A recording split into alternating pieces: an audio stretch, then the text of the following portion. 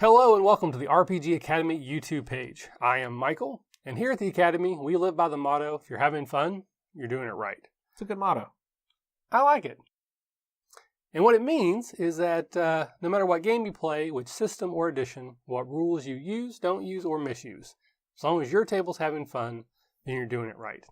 Today I'm joined with Brad K., also known as @ForceandDestiny on Twitter. He is one of my IRL faculty members. So if you listen to our audio-only podcast, you probably have heard Brad many times as a player and occasionally as a GM on our shows.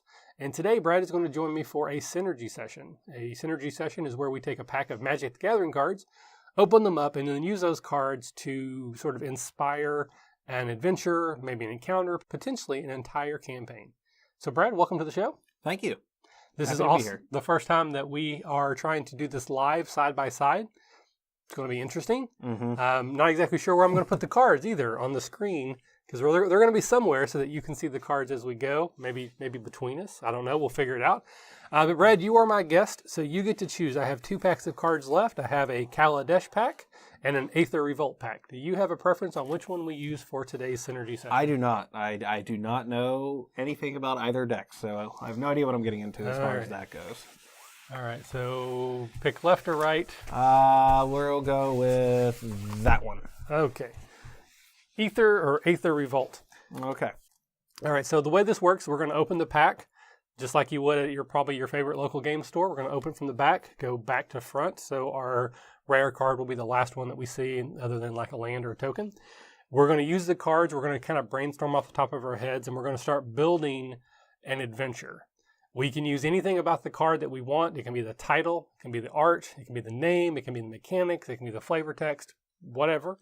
There's also no rule that we have to use every card. If we start to build an adventure and one card just does not make sense or we can't find a way to make it make sense, we can throw it aside and not worry about it. We may come back to it later. And as always, we encourage our listeners and our viewers to let us know how you would have used the cards differently than we did and maybe what kind of adventure you would have come up with. So let me... All right, Brad, why don't you go first for me? And what's our first card? All right, our first card is the Guyra for Osprey. All right, so Brad, what do you see from that card? How do you think we could start building an adventure? I see from this that you could have your party be wherever they are, whether they're in maybe they're sitting in a tavern or in a city somewhere, or they're out in the wilderness, and they receive a message or an item that is delivered to them by this giant osprey that okay, so it's almost like a messenger bird. Like a messenger, or okay. Right. Mm-hmm. Could also be a portent, not important, but like a portent. So maybe one of these birds is kind of revered. Maybe it's the symbol of the area, village, nation, country that they're in. And it's kind of like a bald eagle in America. And one is just found dead. I mean, also very similar like Game of Thrones with the dire wolves at the beginning. So maybe they just come upon an injured one of these. Maybe they even intercept the message. Like the message wasn't for them. They found that it's downed. They now have a message that whoever downed the creature was trying to stop. And that's how they get mixed up in the adventure. I mean, I'm sure that's been done a million times before. But hey, that's why they're classics, because they work. All right. So we'll move on. Yeah, I like that. Okay, our next card is Take into Custody. Okay, so looking at this card based off of what we have before, I think it fits very well with the narrative that they have stumbled on something, and they are then arrested by what appears to be an official of the area they're in, but it's probably a traitor of some sort. They're trying to determine, did they get the information, do they understand the information, and who else they may have shared it with. So the players find this bird that's been killed or injured, they get the message from it, and now they're being hunted by what appears to be the official authorities. Now, again, being a D&D game, we don't want to script it where we know they get captured, but they're going to be chased. They're going to be questioned by these officials, and we can let the players determine if they're actually, do they surrender? Do they, are they the type of people that will think, oh no, these are the sheriffs. They're honest. We'll just tell them what we know. Or do they try to fight their way free because they know that there's some sort of conspiracy? That might determine on what message they actually found. So the message could be, the sheriffs are involved in a conspiracy to overthrow the crown. and then that would inform how they respond. So what do you think? How do you anything else with that card, or how you'd use it differently? No, that's more or less exactly how I would use it. That's pretty straightforward, and that could set up some really crunchy bits later on of juicy narrative detail. All right, let's move on to our next card. All right, so this card is Bastion Enforcer. All right, so looking at that card, how do you think that fits into our current narrative?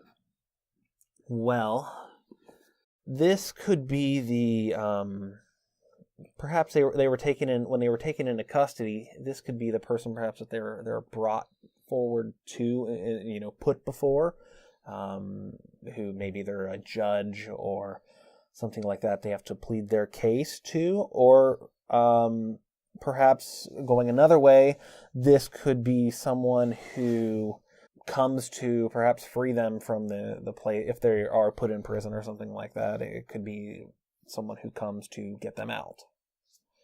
So what comes to mind for me is Tommy Lee Jones in The Fugitive. No, I don't care. I don't care. So this is the person that they believe that the characters have done something wrong. Mm-hmm. They are unaware of the conspiracy, and they don't care about the conspiracy. Their job is to bring it. So they are not a bad guy. And this is somewhat similar to the last one I did with Calum, where you have an NPC that we don't want the players to just kill. Like, this isn't someone they should just be like, oh, no, they're after us, let's kill them. This is an honorable person that thinks they're doing the right thing.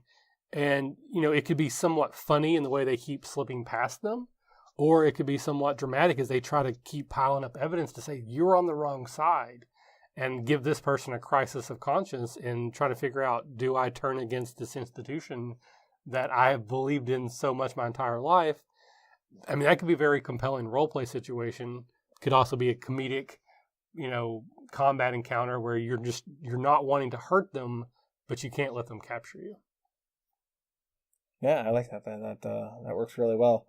There has to be some scene though where they dive off some large platform or something into down, a waterfall, right? Into a waterfall, yeah. Or into whatever. We didn't do the thing we were accused of. Right. I don't care. Spoilers for that movie, by the way. If you haven't seen it, it's a great movie. It is. It's very good. The remake was pretty good too. I haven't seen that one. Oh, U.S. Marshals. Tommy Lee Jones is in it and plays the same character. Oh, fantastic! So it was a good one too. All right, so our next card here is Daring Demolition. I'm not seeing a lot about this card that really fits what we have so far. The Osprey card, it mentions that there are airships. So I'm sure in this Magic the Gathering setting there's airships. So I sort of get like an air pirate sort of feel from it, or like a bombardier. So there could be an airship of some sort that the bad guys are using, maybe to get place to place. Maybe that's how they're tracking the players. Maybe that's how they're getting to places ahead of them. So even if you don't want to have a setting where like airships are commonplace, maybe the bad guys have one, mm-hmm. or have a version of one. But I'm not seeing a lot about this card right now that inspires me. What are you thinking? Well, so we already have established so far that there's some type of a conspiracy to perhaps overthrow the king or something like that. And perhaps they're going to use some daring demolition to do it, and perhaps they're going to blow up the king's airship on there for what if they're trying to start a war or something like that, or just have the king die in a tragic boiler explosion on the airship or something like that, to create that power vacuum that they can move into. So this may be just because of the order of the card, it's early, but this could maybe be like a very late game encounter where the characters have finally been captured. They've given up to the Bastion, and they're being taken before the king to basically be charged for the crimes that they didn't commit. And then that's where, because bad guys always mess up their own plans, they launch an attack that the players get to help repel, which will then let everyone know, oh, they are actually heroes. So you have very classic, they're all lined up, they're getting ready to get shot or hung or whatever, and then the attack happens. Head to the Guru. Yeah. Yeah. All right. All right. What is our next card? Ooh, okay. This next card is Natural Obsolescence. I'm glad that was you, not me. All right, so what are you seeing in that card? I don't know how exactly that this would be used per the narrative that we have. Perhaps this card goes to more of the backstory of the people, maybe of why the conspiracy is going on. Perhaps they feel that the current ruler has become obsolete, or I don't see that this plays directly into the foreground of the story. This feels like a very background feature, and off the top of my head, I'm not so sure how I would handle that right now. So the only thing I can think of, or what I'm thinking of first, I should say, like I said, is it's not part of the main story. It could be like a side quest that is either taken or ignored, or like I said, it could be a background story where maybe some of the outlying outposts of this nation state or capital or whatever are being overrun, like unnaturally overrun by nature, which makes no sense. But basically, there's just like reports that seem to be unconnected. That, that we've lost contact with this outpost. 30 men, 30 women, 30 souls, whatever, have gone missing. And the players can either try to figure that out or not. Maybe when they run away because they're being chased by the officers, they have to go to those areas. And it could be either the enemy slowly working their way in, or it could be a completely unrelated challenge. It could be a way for the players, or characters, I should say, to sort of show their heroism. That, there's a natural element, there's a druid circle, there's some sort of magical contaminant that's causing this overgrowth to attack these outposts. And so, I don't know. Something else that jumps into my head is it reminded me of something I read that J.M. Perkins wrote about basically unexploded ordnance.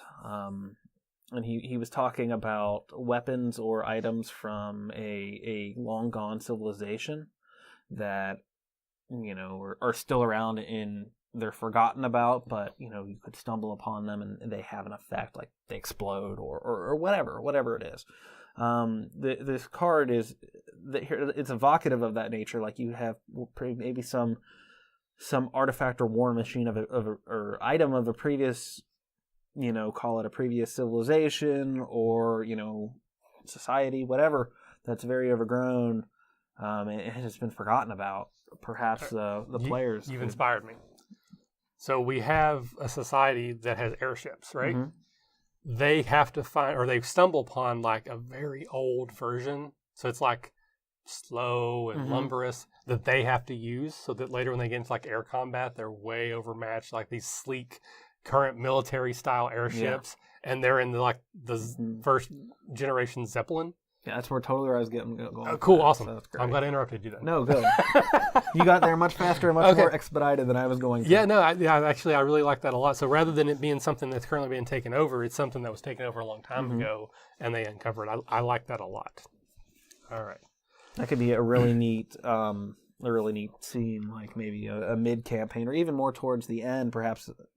Maybe we would alter previously, they're not in front of the king, or right, and they show up to I don't know. Yeah, I mean it's almost like the classic, sort of Millennium Falcon saying that hunk of junk. Yeah, it's got it. She's got it where it counts. So it's just past light speed. Kessel Run in parsecs. All right. So our next card here is Aether. I don't know how you pronounce it. Aether Poisoner. Okay, so looking at this card, it's a human artificer. And obviously, sort of a dark sorcerer sort of vibe to it. I like the art a lot. So maybe this is the person who's behind the conspiracy. It's a ruler of another kingdom or land.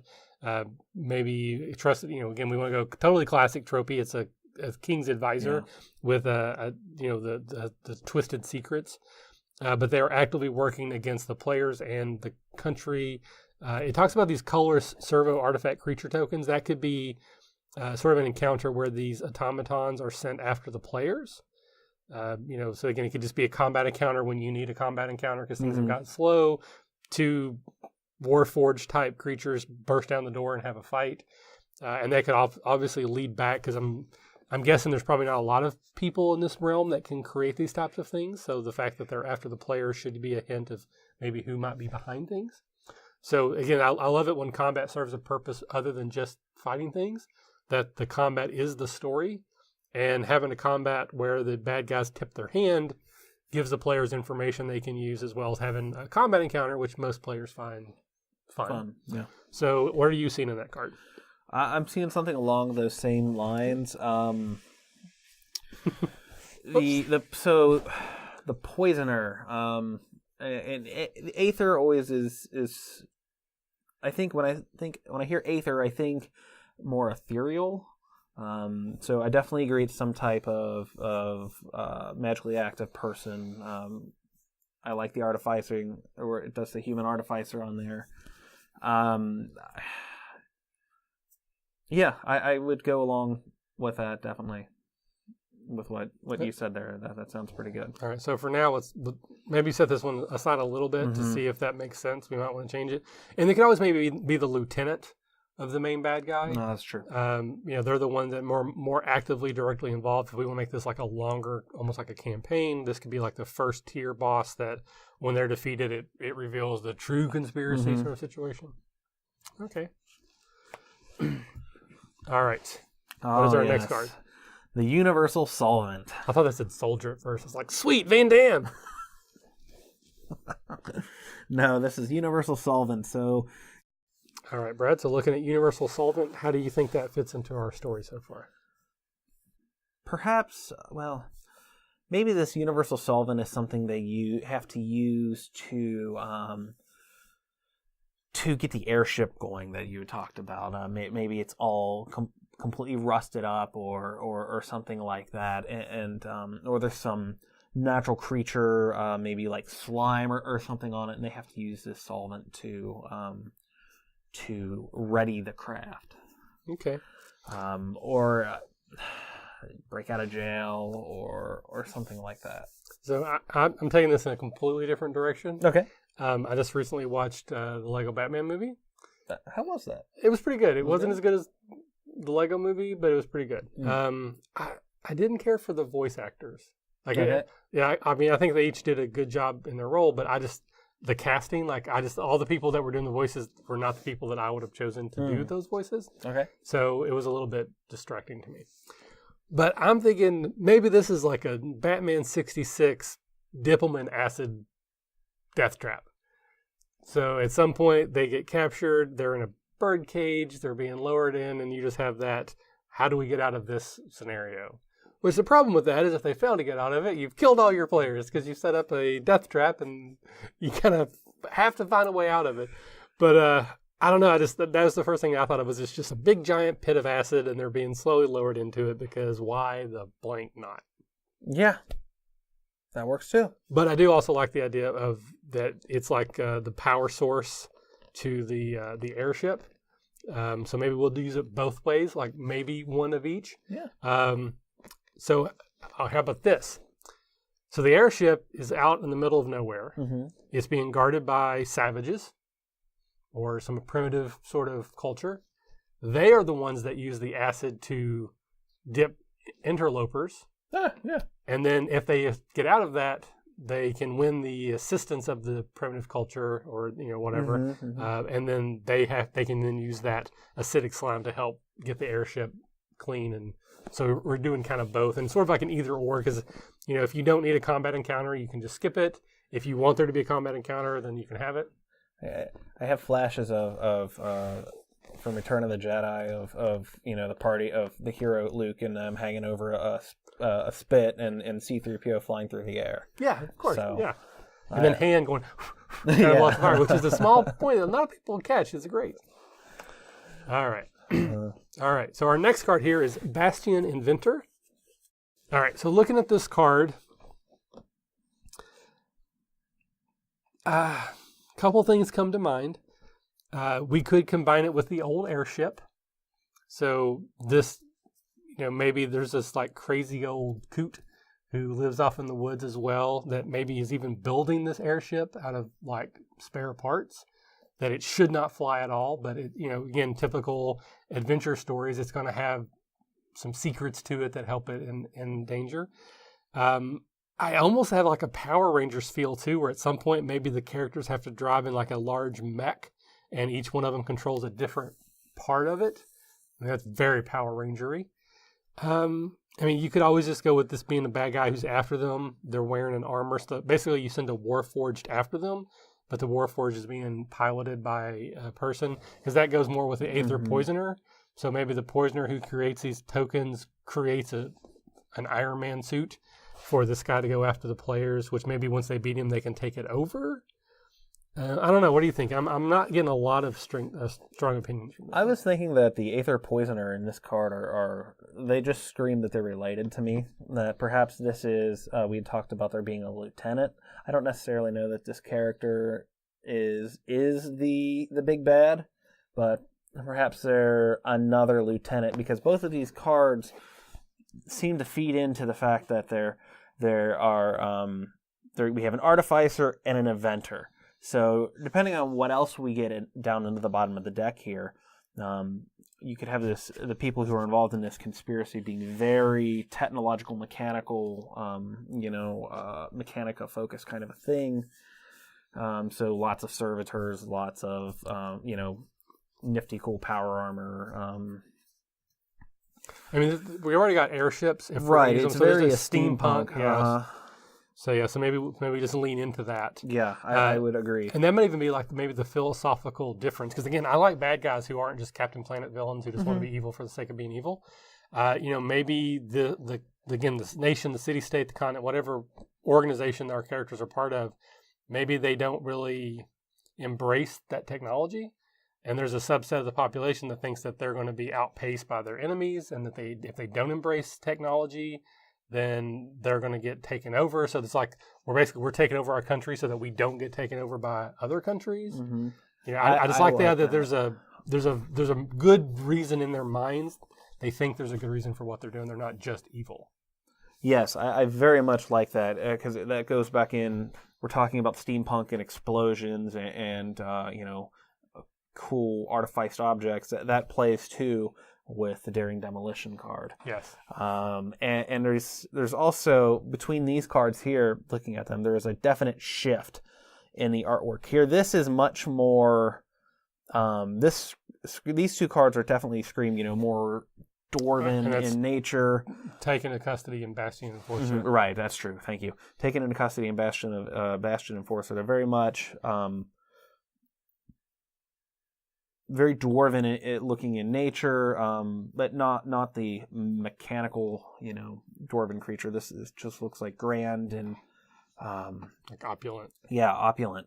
And with the Aether Poisoner and the Bastion Inventor, there's definitely a tone shift.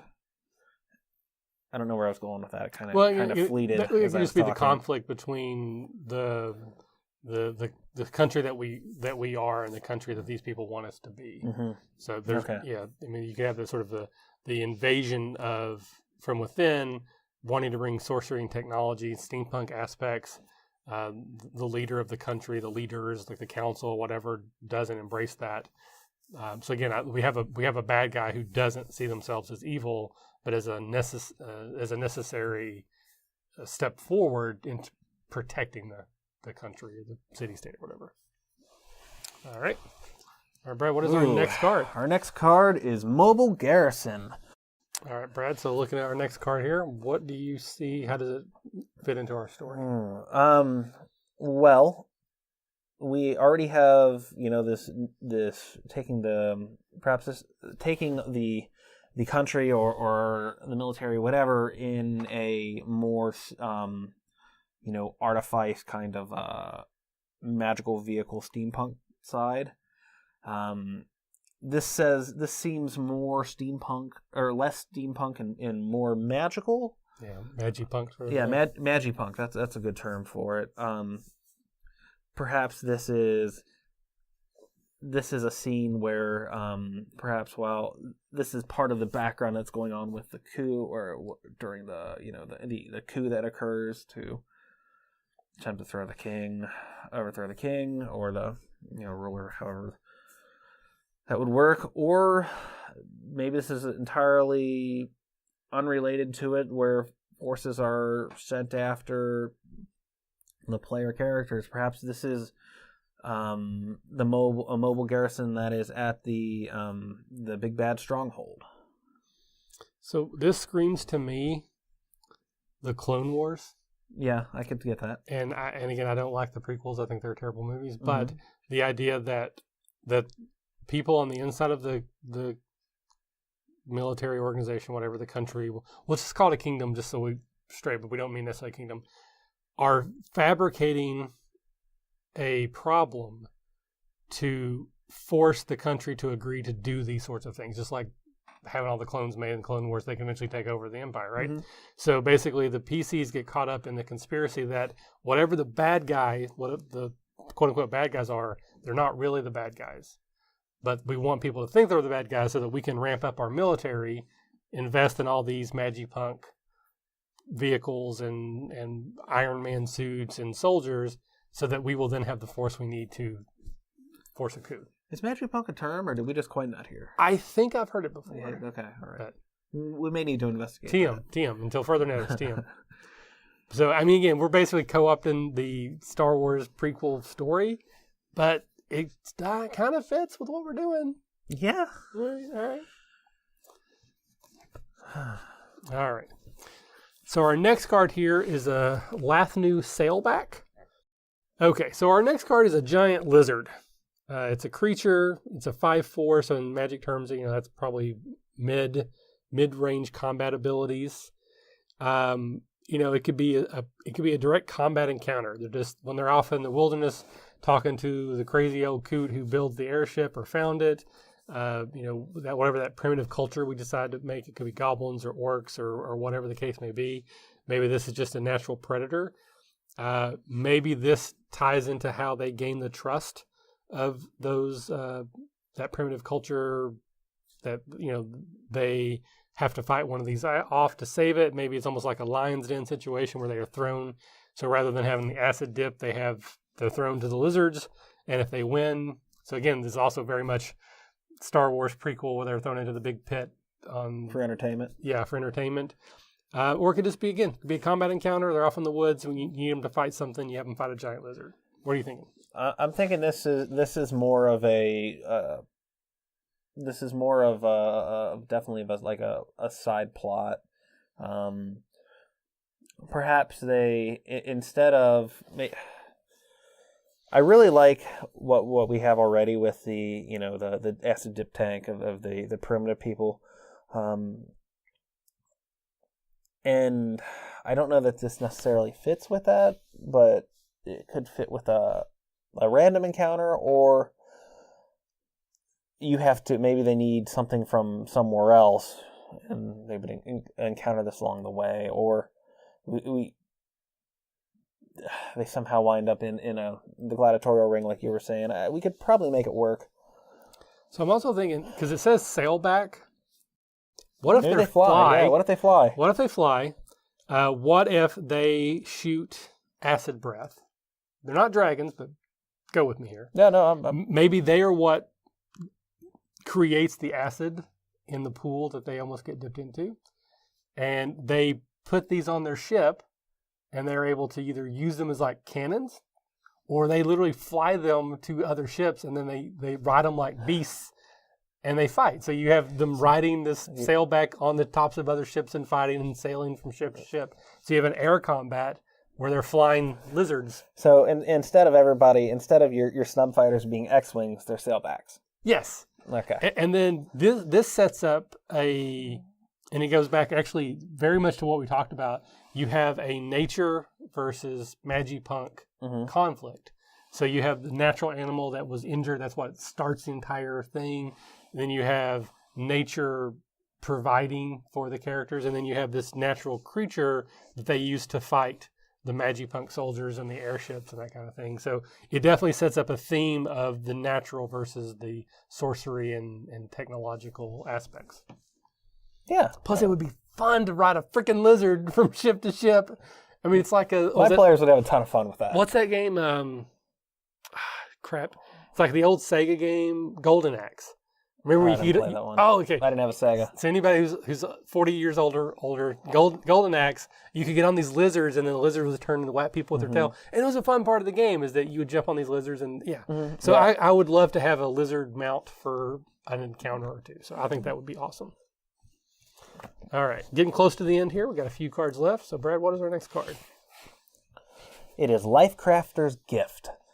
All right, Brad. So what do you see with this next card? So I think this plays in very much with our nature versus Magi-Punk theme. Perhaps this is one of the sages in the barbarian, the group area. Perhaps this is a healer who provides them with a natural weapon to counter the Magi-Punk, whether it's special armor or a salve, or that maybe grants some type of like a boost or something like that. I like the idea of the Iron Man versus the Nature Man, Shell Man, or Chitinous Armor Man throwdown. Iron Man versus Crab Man. Yes, absolutely. Yeah, that could be fun. That's kind of what I get out of that. That's very much on the nature side of things as opposed to our Magi-Punk. Yeah, I agree. I think it fits perfectly with that theme. I like this being the leader or the shaman of that barbarian culture that we interact with, and once we're all on the same side, they can share some of that shamanic wisdom with them. Give them some sort of, like I said, it's the Lifecrafter's Gift. It gives them some sort of boon that will help them. Maybe even some sort of armor that is like magical resistant, so that when the sorcery, wizard, Magi-Punk people are using spells, they are deflected or absorbed. Within the confines of the game, you have to make it limited, like spell levels, total number of spell levels that could be deflected, that kind of thing. But I do really like that aspect. It could just give you advantage on saving throws versus magic. Yeah. But no, I'm on same page. I think that works out very well. All right, our next card here is Crackdown Construct. Okay, so with this card, I see this as sort of the ultimate aim of what the main bad guys are going toward, is this a truly autonomous military police force, that they are gathering the resources and the authority they need to turn on this device, which could be basically essentially like a doomsday device. Once it gets started, these creatures start coming out, and then that puts a clock on the final battle. Not only do you have to defeat them, but you have to destroy the device at the same time. And it's very Avenger-ish, you got all the aliens coming through, but the actual challenge is to destroy the portal. That's kind of how I see this being. This will be, in my mind, this is like the final battle of the adventure or the campaign. I would agree. I think by this point, the machinations of the big bad has already been exposed, and you're at definitely the final campaign end. It's the final countdown. Dun, dun, dun, dun, dun. All right. It does have almost an elemental look about it too, like some type of an elemental warrior or something like that, because there's a lot of lightning, it looks like, or magical energy. So that may be an avenue that we could use with the nature versus Magi-Punk theme, is maybe there's a way to turn it to your side. Like if you sort of press on that elemental nature, so the natural, so rather than actually having to destroy it, which you probably would eventually, but maybe there's a way to turn them to your side, so you gain them as allies, rather than having just to kill all of them in some way. Yeah, I can see that. And that would definitely give the Magi-Punk is co-opting the nature, which is another further avenue to bring in your nature side of things, your barbarian tribe. So our next card is Fatal Push. You could take it literally, where you have this is Sparta moment. Instead of Leonidas kicking the messenger over, you could have the big bad kick the king overboard and have a tense moment or an interesting scene of, do the player's characters jump over afterwards to try to save the king if he's fallen to his death on their flying lizards? Yep. Or somebody maybe has a flight spell or something like that would be kind of neat. A heroic moment. That's what comes to my mind. With it, I don't know. What do you think? Well, I think our big climatic battle is going to deal with this Crackdown Construct, this doomsday device. But that still isn't going to defeat our main bad guy, whoever that turns out to be. I think our literally our final climatic scene needs to be on an airship fighting against the big bad where falling off is a real danger to everyone involved. Again, Star Wars, there's a very Star Wars theme to this right now. There's all those walkways with no handrails. Like, I think that there definitely needs to be a scene where that's happening. They're not OSHA compliant. No, not even a little bit. All right. All right. Okay. Here is our rare card. It's called Consulate Crackdown. So,